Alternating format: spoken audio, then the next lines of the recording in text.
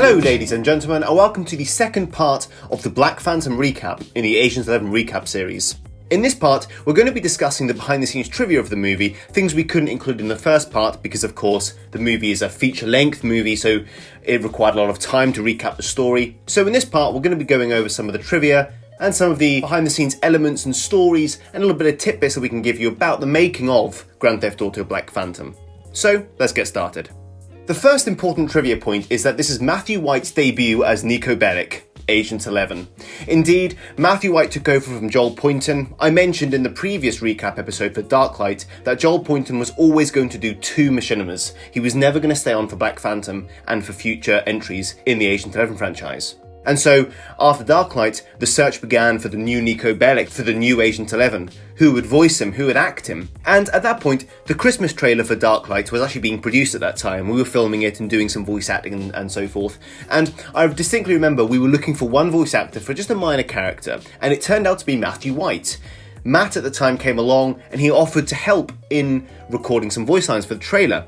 And so what we did is we used that as a kind of test run for voice acting, because we knew at that point that Joel was going to be leaving and we had to search for a new Niko Bellic. And it just so happened that Matt came in, provided his voice for technically an entry in the Agent 11 franchise. It was a piece of promotional content, but nevertheless it was his first stamp, as it were, as a voice actor with us at KnightHunter Studios. And of course, it wasn't just that elevated Matt's status with us in terms of his voice acting capabilities. What we did is we interviewed, and in fact, we auditioned a number of voice actors to voice Agent 11. We sent out a huge casting call privately on different forums and so forth, and we got a lot of entries, but no one really clicked. No one clicked with the vision that we were going for Niko Bellic in this next era of the Agent 11 franchise. And the person who did click was, of course, Matthew White. So there we go, Matthew White's debut as Niko Bellic, Agent 11, was of course in Grand Theft Auto Black Phantom. And you can see him again, of course, in Grand Theft Auto The HEIR of Scorpio, releasing, at the time of course of making this recording, releasing this Friday, July 30th. The second trivia element is that this is the first film in the franchise to use the Rockstar editor. This is a very important point. As many people know, and as of course we've explored over this entire recap series, most of the Agent 11 franchise was shot using the in-game camera. And we experimented here and there with using kind of the Snapmatic features and so forth, but overall the in-game camera was used. And this was a feature, come Darklight, that we were really looking to abandon. We didn't like it. I remember filming Darklight a number of times going, this in-game camera just isn't working, and you can see that in the editing and you can see it in the final product, of course. And so with Black Phantom, our outset was this is going to be a completely different movie. It's going to be a completely different beast to everything else we've done before. Not just introducing a wide variety of voice actors, bringing on new personnel in terms of the crew, writing, stunt direction and so forth, but the actual way we're going to be filming the movie will change completely. And that is what we did with Black Phantom. There was no more in-game camera usage, and of course I can thankfully say that we will never, ever go back to using that feature. We're always going to be using the Rockstar editor from now on. And I think I mentioned at the time in the Full Throttle Media article, using the Rockstar editor really helped us create a more cinematic movie, which I know might sound ridiculous, but again, most of our movies were done using the in-game camera, and we never really had that cinematic feel, that atmosphere of actually watching a movie. And so when Black Phantom was eventually created, I remember sitting back and going, Jesus, we've actually made a movie here. This looks like a movie and it feels like a movie. It was a huge thing for us. And so Black Phantom not only is a very important film in the franchise, both narratively speaking, technologically speaking, it is a very, very important movie because of course it was the first one to use the Rockstar editor. Another interesting trivia element in terms of the behind-the-scenes making of the movie is that the initial draft included no narrative point regarding a presidential election.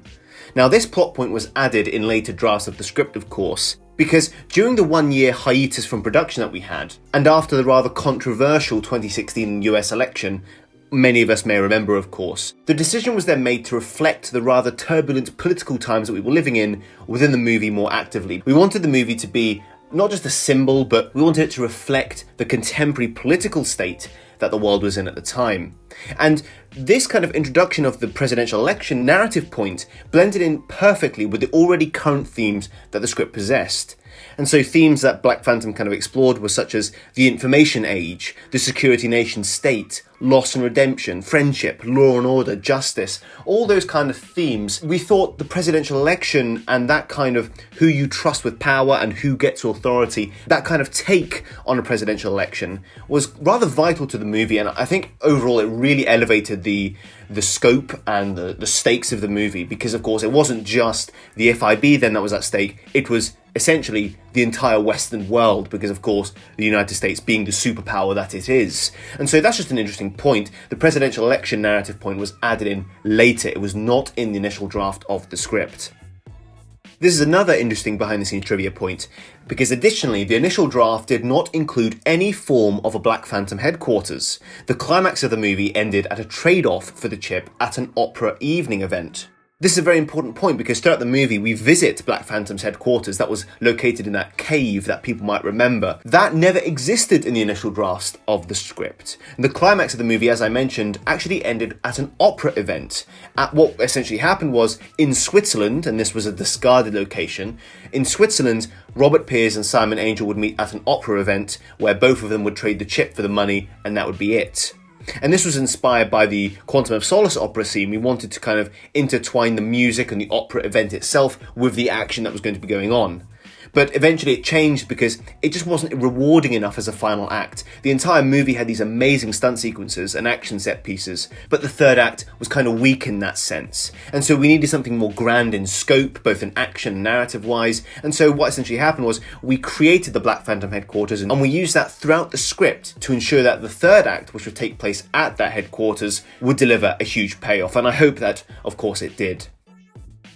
Another behind the scenes trivia point is that the original theme song for the opening credits was actually Noel Gallagher's The Man Who Built the Moon. Now, copyright reasons prevented this from actually being used in the final product. And at the time, of course, we knew that Kaleo, which was a fantastic band, and we wanted to go with them one day to actually use for an opening credits song, we decided to try out Way Down We Go, which is arguably one of Kaleo's most infamous songs.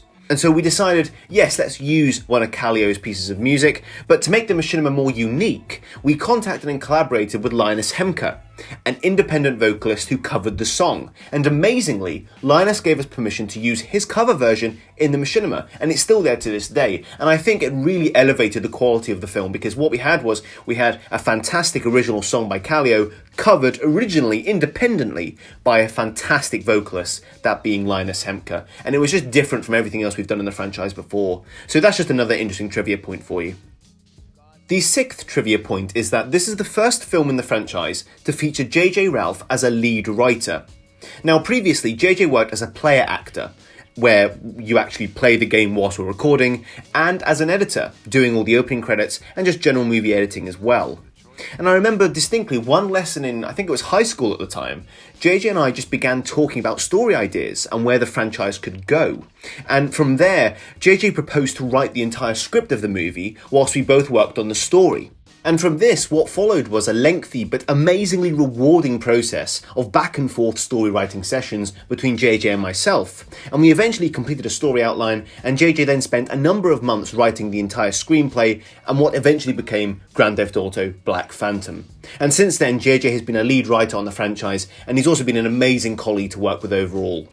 The seventh and rather interesting trivia point is that Jeremiah Rhodes, who voiced Robert Pears, the charming yet mysterious politician, and of course antagonist in Black Phantom, Jeremiah Rhodes holds the record in KnightHunter Studios for the longest voice lines ever delivered to us, which stands at 2 hours and 25 minutes. Yes, this is completely true. Jeremiah was fantastic in his delivery as Robert Pears, and one of the reasons for that is because he just gave us loads and loads of content, loads and loads of takes to use and to try and mix up and see which fit best in the movie when we were editing it together. And because of that, the entire recording itself was just so long. It was in fact the length of a feature-length movie, and no one in KnightHunter Studios' history has actually beaten that in terms of voice recording and voice lines and their length, of course. This is a rather interesting trivia point. Jeremiah, again, he's a fantastic voice actor. It was amazing to work with him, and even today I'm just still utterly impressed at the amount of effort, attention, and commitment he put in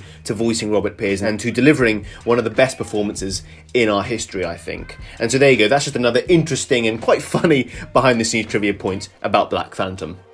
And last but not least, the final trivia point about Black Phantom is that in the initial script, there was no opening Cargo Bob stunt. The entire opening credits scene did not actually happen.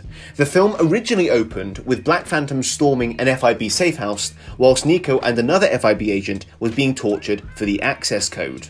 And the FIB agent would then give up the code, and Niko would then escape. And what followed would be a motorbike chase would happen between Niko and Black Phantom operatives, with Niko racing to the FIB safe house to stop them getting away with the chip. And of course, in the end, Black Phantom would be successful and escape with the chip and its access code. Now, this version did not make it into the script, as we wanted a more grand opening for Matthew White's version of Agent 11. We wanted to see him in a more gritty, life-threatening and dangerous situation, as the Cargo Bob stunt showcased.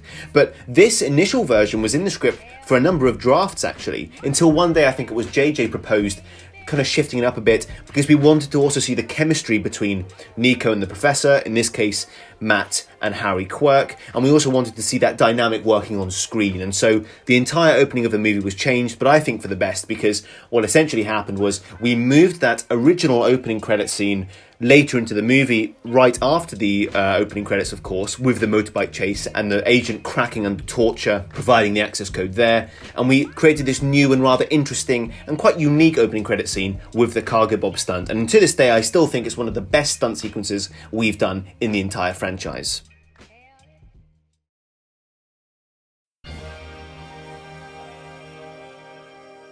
And so there you have it, guys. That is Grand Theft Auto Black Phantom. That is the behind-the-scenes trivia of the movie.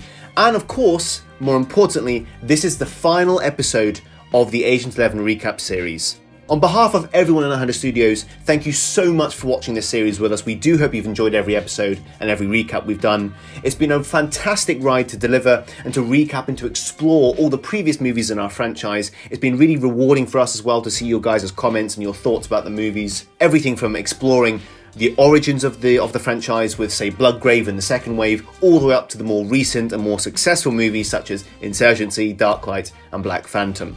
As everyone knows, this entire recap series has been here for a purpose, not just to explore the stories again and to recap those who haven't had a chance to go back and watch the older movies, but also to recap and to refresh your memory in preparation for Grand Theft Auto: The Heir of Scorpio, the 9th and final chapter in the Agent 11 franchise. It is coming out this Friday, July 30th. This is, of course, at the time of recording this video. What I hope, speaking personally here, I hope that all of you have gotten something from this recap series, and I hope that Grand Theft Auto: The Heir of Scorpio really lives up to the hype and really delivers on the entire franchise itself. I really hope you guys enjoy it. Do let us know your thoughts on it when the movie releases. So guys, I'm Sam Main, this is KnightHunter Studios, and this has been the recap series for the Agent 11 franchise. Thank you very much for watching, guys, and we'll see you in the next video. Goodbye.